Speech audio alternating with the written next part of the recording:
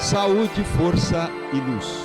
Estamos na Mata do Leão, sob o patrocínio do Colégio Quarupi, com o herói, a lenda, o semideus, o Vitor do hóquei, que todo mundo, sem nenhum exagero, o mundo inteiro conhece esse homem, que esteve e está entre os 100 melhores jogadores do mundo, né? Ficou em segundo lugar por razões óbvias, né? Ele concorreu com uma pessoa que é um herói sem tamanho, que é o Haroldo, todo mundo conhece, mas o Haroldo havia morrido, e isso obviamente faz com que as pessoas, não é? Por uma questão de reconhecimento, de homenagem póstuma, tenha escolhido o Haroldo. Então podemos dizer que ele e o Haroldo são os dois melhores do mundo até este momento.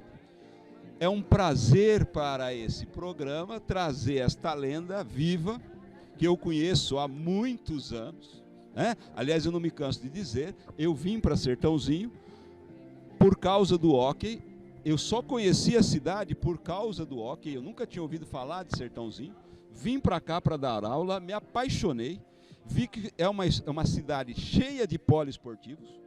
Ela é uma cidade que cuida do corpo e da mente. Platão gostaria muito, porque mente sã em corpo são é a frase do Platão, que eu sei que você cultiva. Estamos diante de um homem que sabe geografia, que sabe história, que sabe pensar, que sabe política e que tem, e eu sou testemunha disso, uma ótima família. Uma mulher e 2 filhos encantadores. Então, é uma pessoa que se deu bem nos 7 instrumentos. Em nome disso, quero fazer um brinde à vida do Vitor, ao hóquei, a Sertãozinho.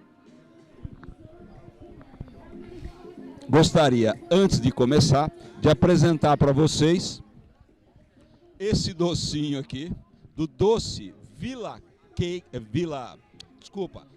Doce Villager. O que tem de excelente aqui? Você vai gostar. A gente gosta de comer doce, mas tem medo do quê? Do açúcar, da lactose e do glúten. Não tem açúcar, não tem lactose, não tem glúten. Os médicos da cidade compram este doce. Que bom. Porque, além de não engordar, ele não faz mal para a saúde. Perfeito? Então, estamos aqui diante de um cake. Deixa eu dar uma colada aqui, Vitor, desculpa.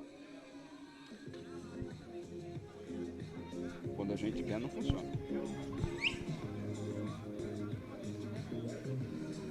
Estamos aqui diante de um cake de banana com gotas de chocolate, brigadeiro, geleia e frutas vermelhas. Perfeito? Então, Doce Villager. Mas vamos começar com o herói. Eu gostaria de começar com você falando o seguinte. A música que tocava e toca até hoje o coração de todo mundo que ia para o Docão é a música do Gonzaguinha. Você lembra muito bem. 5, 6, 7 mil pessoas para ver o hóquei. Um recorde em 83 com 8 mil pessoas no Pan-Americano aqui. 8 mil pessoas ouvindo Viver e não ter a vergonha de ser feliz. E ele não tem, porque ele é um homem feliz, né? É um homem bem-sucedido, e vamos começar contando a sua história. Você é de Portugal, me dizia. Eu nasci em Portugal, com 1 ano e meio de nascença fui para a África, onde meu pai já se encontrava lá, fui eu com a minha mãe e o meu irmão de 6 anos. Aí morei em Moçambique, na África, por 15 anos e meio, toda a minha adolescência, aprendi a jogar hóquei lá. Só que eu fazia assim, eu jogava metade do ano hóquei e metade do ano basquete. Então eu sei jogar bem basquete, eu sabia, porque agora com 62 anos você acaba tendo outros preparos, né? Mas eu teria futuro também no basquete. Eu era da época do Oscar, então eu arremessava bem, eu sempre fazia muitos pontos no basquete também. Você pode olhar para lá que eu olho. E fui campeão nas categorias pré-mirim, mirim, infantil no basquete, fui campeão do distrito de Moçambique, do Lourenço Marques, e depois da província de Moçambique. Então eu tinha futuro no basquete, só que aí eu joguei no Esporte Clube da São Bernardo, na Pirelli de Santo André, isso com 15 anos. Aí o pessoal do basquete de lá me obrigou a escolher um esporte. ou era o basquete ou era o hóquei. Na África eu fazia os dois porque eu tinha oportunidade, jogava 6 meses um e depois 6 meses o outro. Aqui eu pensei, eu acho que eu vou pro hóquei, não sei, talvez do coração era o que mais, talvez tivesse mais paixão, né? E porque é um esporte português também, com uma descendência muito forte. E acabei ficando no hóquei, joguei na Portuguesa de Desportos por 5 anos. Lá, como era um clube que não tinha aspirações aos títulos, porque era o Internacional de Santos e mais o Palmeiras do falecido Haroldo, do irmão dele, no Palmeiras, que eram os times bicho-papões, vamos dizer assim, do estado de São Paulo e até mesmo no Brasil. E lá eu despontei como artilheiro também, fui artilheiro do Campeonato Paulista pela Portuguesa por 2 vezes, mas era um time que chegava em 4º lugar, disputava com o CPP, 5º lugar, 4º lugar, 3º lugar. Até que teve a oportunidade então do falecido Haroldo, que jogava no Palmeiras com o Teco, de montar um time em Sertãozinho, onde conversou com o nosso saudoso Valdir Alceu Trigo, que era o prefeito da época, que tinham feito aquele docão, né? Estava em construção em 79. Em 80, quando eu cheguei, ainda continuava construindo, que foi quando em 82 a gente inaugurou o docão. E aí a gente montou os 5 jogadores. 2 vindo do Internacional de Santos, que era o Xixi e o Mané. Eu vindo da Portuguesa, que era o mascote entre eles, com 22 anos.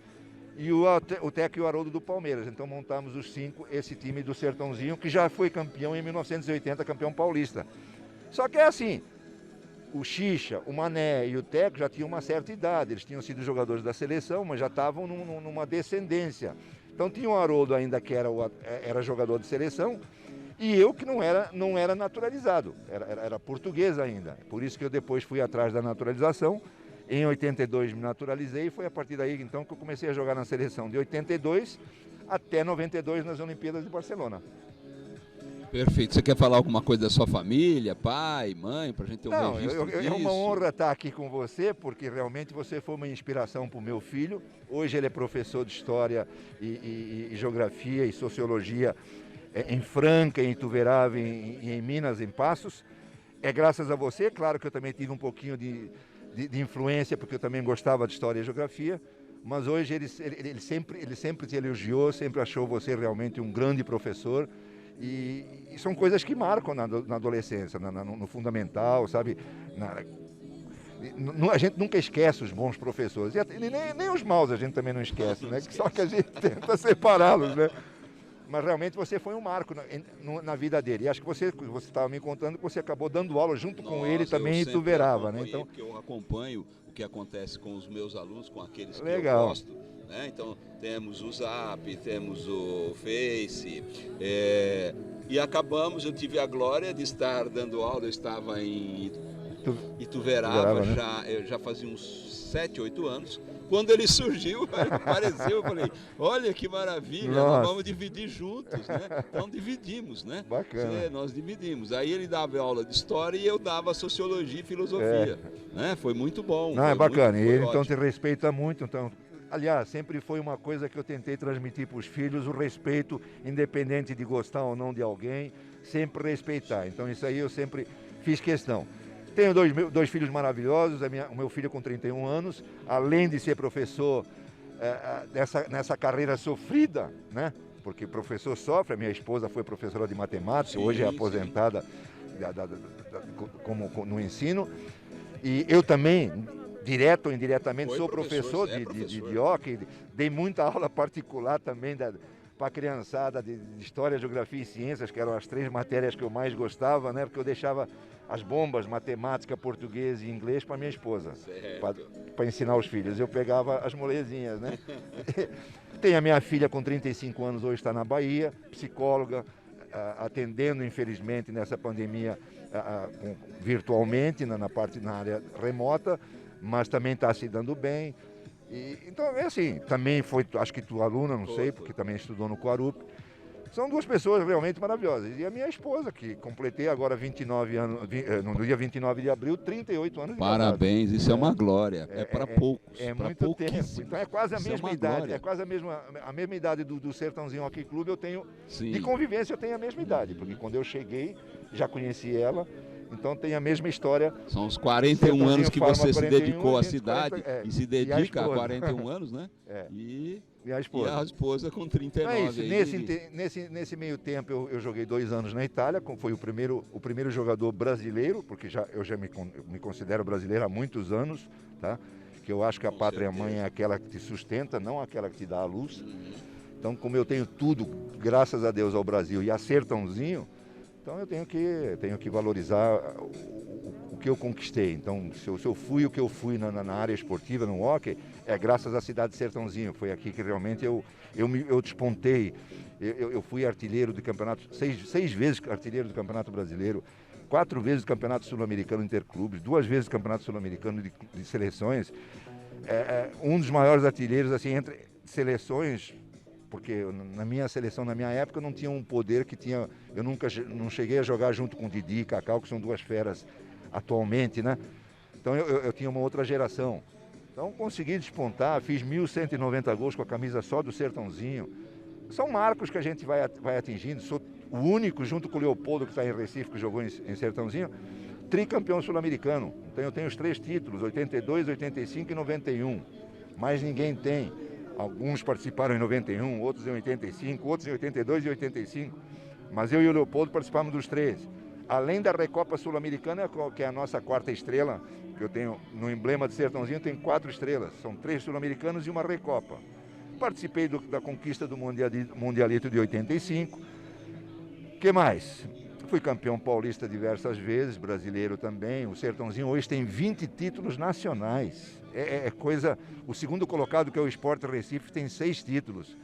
Então é uma diferença de 14 títulos muito grande, absurda. Teve uma época que o Sertãozinho... Que alguém consiga chegar lá, né? Duvido, mas pode ser, né? Teve uma época que o Sertãozinho foi 7 anos seguidos campeão brasileiro. Então são marcos históricos, tetracampeonatos, tricampeonatos, bicampeonatos, os sul-americanos, os paulistas, temos 28 títulos paulistas de 40 anos de existência. E os outros 12, é vice ou, na pior das hipóteses, uma vez, 3º lugar. Então, se não é campeão, é vice sempre, sabe? Estamos sempre entre essas colocações. Então, são números que eu ajudei. Além do mais, eu ajudei a formar jogadores. Faz 30 anos que eu ajudo a formar jogadores, então toda a safra desses jogadores que foram campeões em outras épocas teve um pouco da minha participação como treinador. Hoje eu cuido de 300 crianças, hoje não, porque a pandemia não permite isso, mas há 2 anos atrás, o ano de 2019, nós tínhamos 300 crianças, então E cuido como se fossem meus netos, não vou nem dizer filhos porque é por causa da idade, então como se fossem netos, quer dizer, eu respeito, brinco, entro na idade deles de 5 anos de idade, rolo no chão, porque a gente tem que entrar na idade dessa criançada, para eles gostar de você, você tem que ser outra criança. Sim, não adianta ser, já com a turma maior já sou autoritário, já dou as broncas que tem que dar, então é em cima disso que você não é só professor. Você é técnico, você é psicólogo, você é preparador físico, você é conselheiro. Você exerce, 10 funções ao mesmo tempo no esporte. Porque sabe que se a criança está ali, é porque ela gosta de estar ali. Ela não é obrigada, não é que nenhuma escola, às vezes ela vai meio carrancuda para a escola, não quer, não sei o quê. No hóquei não, ela vai para patinar porque ela tem prazer. E se ela tem prazer, eu não posso tirar esse prazer dela. Não, e o esporte é muito necessário. Com certeza. Você evita que as pessoas fiquem doentes, você disciplina a pessoa, você educa. Não aprende a respeitar, né? Mas para ser um cidadão do Mas bem. É em cima disso que realmente eu sempre trabalhei. Você olha a criança adolescente já, e você percebe aquele que tem tendência para competir, para ser um esportista de verdade. Você vê aquele que vai lá para se divertir só, também não pode. E você vê aquele que talvez por influência de pai ou mãe quer perder peso, sabe? Também. Então quem você tá sabe, enturmado, você sabe, você sabe distinguir. Quer ver uma menina, a menina quer ver o moleque está fazendo exercício, a menina vai lá para vê-lo, o outro vai, né? Isso é bonito. Infelizmente é um esporte que não é tão valorizado, talvez porque seja um esporte meio caro. Para você ter material, eles são materiais importados. E se a gente não tivesse ajuda em todos os anos da prefeitura, realmente a gente não estaria no topo do jeito que a gente está. Então, agradeço imensamente e tenho a consciência que o Sertãozinho Hockey Clube só é o que é hoje graças a todos os prefeitos ou prefeituras de todas as épocas. De todos, não tem que distinguir ninguém. Então a gente sempre teve muito apoio. Hoje já tem mais apoio ainda, porque a gente faz parte do projeto da Secretaria Municipal de Esportes e Lazer. Já faz uns 4 ou 5 anos que a gente faz parte desse projeto, onde a gente tem que prestar contas. Hoje a gente faz os treinamentos virtuais, que é a única maneira. Você não consegue atingir aquele número de atletas que gostaria, mas porque você é limitado, você tem que dar treinos técnicos. Muita gente não tem patim, ele usa o patim que eu tenho lá no patinódromo. São pessoas que usam patim nosso. Então, não tenho como dar treino de patim numa área que imprópria. Então, você tenta ajeitar da melhor forma possível para que eles não fiquem parados, para que eles deem sequência. Não para que eles vão ser grandes jogadores dessa forma. Não, com certeza não. Mas para que eles se movimentem, para que eles tenham exercício, para que eles esqueçam um pouco essa pandemia. E sem correr perigo. Isso aqui é o principal. Com certeza, é todo um trabalho educativo, Sim. Disciplinador, de desenvolver a disciplina, de saber que tem hora para isso. E o esporte desenvolve muita solidariedade entre as pessoas, né? Verdade. Entre os jogadores, porque você tem que jogar em equipe, tem que pensar na equipe, você não pode ser uma pessoa que pensa só em você. Aguça a competição, claro, você quer vencer, mas em cima disso você tem que aprender a perder também.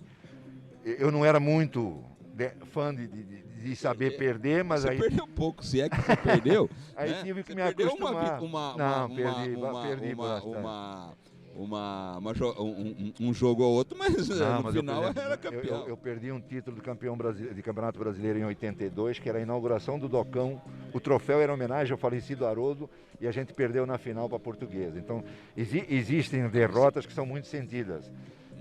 Mas claro... Só de você ter chegado à final. Não, a Portuguesa foi da onde você saiu. Você me disse aqui que eu não sabia que o hóquei é uma coisa muito estimulada em Portugal. Portugal, Espanha e Itália. E na Argentina aqui. Então são as 4 potências mundiais. Mas é um esporte que nasceu em Portugal? Não, ele nasceu na Inglaterra. A Inglaterra, como quase todos os esportes, era o bicho-papão de tudo, né? Foi 6 vezes campeão europeu. Então, aí começou o Mundial, já foi bicampeão mundial. Aí teve a infelicidade da Segunda Guerra Mundial. E nessa Segunda Guerra Mundial, como a Inglaterra foi muito afetada pelos alemães, acabou perdendo jogadores bons naquela época. E toda essa técnica, a parte do hóquei, acabou caindo para a Península Ibérica, para a Espanha e Portugal. Foi a partir daí, então, que Portugal começou a vencer, depois de, acho que em 1950, 51 foi a Itália, 48, um negócio assim. Começou os primos, Jesus Correia e Correia dos Santos, começaram então a ter uma carreira vitoriosa e Portugal começou a ser campeão junto com a Espanha. Atualmente a Argentina é uma outra fera, aliás a Argentina é a única que é detentora do título das Olimpíadas. Desculpa. É o único campeão olímpico, que em 92, que me ganhou medalha de ouro. A gente foi 5º colocado na Olimpíada, justamente atrás das 4 potências. Argentina, Espanha, Itália e Brasil, né? E, então é isso, você vai lutando para você, no mundo, você conseguir ganhar de uma dessas potências para você chegar entre os 4 primeiros. Foi o que aconteceu em 92, no Campeonato Mundial em Portugal, quando eu era técnico e jogador da seleção brasileira. E a gente conseguiu eliminar a Itália do técnico que foi meu técnico na Itália, do Gianni Massari, com jogadores feras, entendeu? Marzella e Companhia Limitada, que eram campeões mundiais, bicampeões mundiais. E o aluno conseguiu tirar o professor, entre aspas, né, e desclassificou a Itália. A gente foi para as semifinais. Aí pegamos quem? Nossa pedra no sapato, a Argentina. E acabamos sendo eliminados pela Argentina. Não, desculpa, pegamos Portugal, que era o dono da casa, perdemos por 2-1. E aí fomos disputar o 3º e 4º com a Argentina e perdemos também o 3º lugar. Então, mas foi a melhor colocação que o Brasil teve a partir daquele momento, até aquele momento. Depois já tivemos mais 2 colocações em 4º lugar. Então são marcos que a gente tem que registrar. E está tudo registrado. Pode mostrar aí o seu livro. Quer que eu segure o microfone? Está tudo registrado aqui no livro que eu vou lançar, né?